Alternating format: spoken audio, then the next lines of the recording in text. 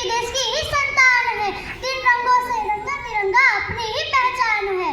मैं उस भारत से आती हूँ जिसके होठों पे गंगा और हाथ में तिरंगा है। मेरा भारत कभी सत्यम शिवम सुंदरम वंदे मातरम पंजाब सिंध गुजरात मराठा द्राविड़ उत्कल गंगा है। मेरा भारत आकाश सा बलवान है, फिर भी धरती सा धैर्यवान है। मेरा भारत प्रेम का पुण्य है, वो अहिंसा का जन्मस्थान है। My nation's flag is my pride and symbol of freedom. દુનિયાના દરેક દેશને પોતાનો એક ધ્વજ હોય છે. ધ્વજ એ દેશનું પ્રતીક હોય છે. આપણા રાષ્ટ્રધ્વજનું નામ તિરંગા છે. કેસરી, સફેદ, લીલો એમ ત્રણ રંગો આવેલા છે. ધ્વજની બરાબર મધ્યમાં પૂરું અશોક ચક્ર આવેલું છે, જેમાં સૂર્યની કિરણો સમાન 24 રેખાઓ આવેલી છે. આપણા ધ્વજનો કેસરી રંગ વીરતા અને બલિદાનનું પ્રતીક છે. સફેદ રંગ સત્ય, અહિંસા અને મનની પવિત્રતાનું પ્રતીક છે, જ્યારે લીલો રંગ હરિયાળી અને ખુશહાલીનું પ્રતીક છે. 24 રેખાવાળું અશોક ચક્ર તે ધર્મ ચક્ર છે. તે આપણને નિરંતર આગળ વધતા રહેવાનું અને શાંતિનો સંદેશો આપે છે. સ્વતંત્રતા આંદોલનની શરૂઆતથી લઈ સ્વતંત્રતા પ્રાપ્ત થઈ ત્યાં સુધી આપણા રાષ્ટ્રધ્વજમાં અનેક પરિવર્તનો આવ્યા. અંતમાં 22 જુલાઈ 1947ના દિવસે ભારતીય સંવિધાન દ્વારા આપણા વર્તમાન ધ્વજને આપણા રાષ્ટ્રધ્વજ તરીકે માન્યતા પ્રાપ્ત થઈ. આપણા રાષ્ટ્રધ્વજમાં ત્રણ રંગો હોવાથી તેને તિરંગો કહેવામાં આવે છે.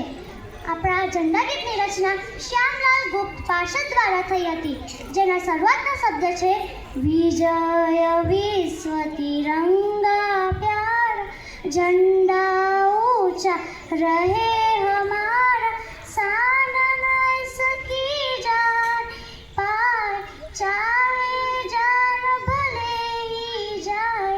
તિરંગાનું મહત્વ આપણે ત્યારે સમજી શકીશું જ્યારે આપણે એક ભારતીય છીએ તેવું સમજાશે.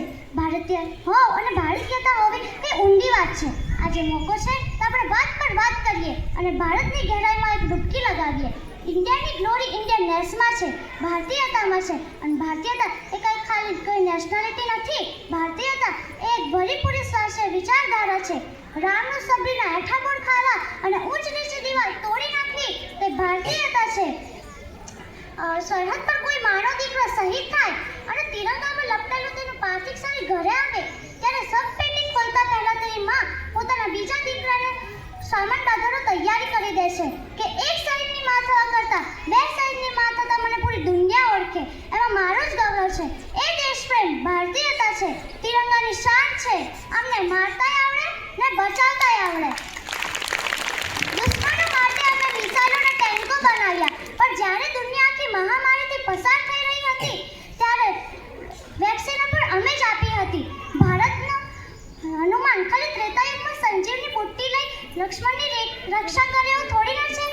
અત્યારના હનુમાનો સંજીવની બુટ્ટી વિમાનમાં ભરી આખી દુનિયાને પહોંચાડે છે અને વેક્સિન પર લખે છે સર્વ સંતુ નિર્માયા કે ઈશ્વર ખાલી અમારા એક ઉપર નહીં પરંતુ પૂરી દુનિયા પર કરે દયા અને આવ થાય ત્યારે તિરંગાની શાન જળવાય. अंत में हम जाबाज हैं, हम भूचाल हैं,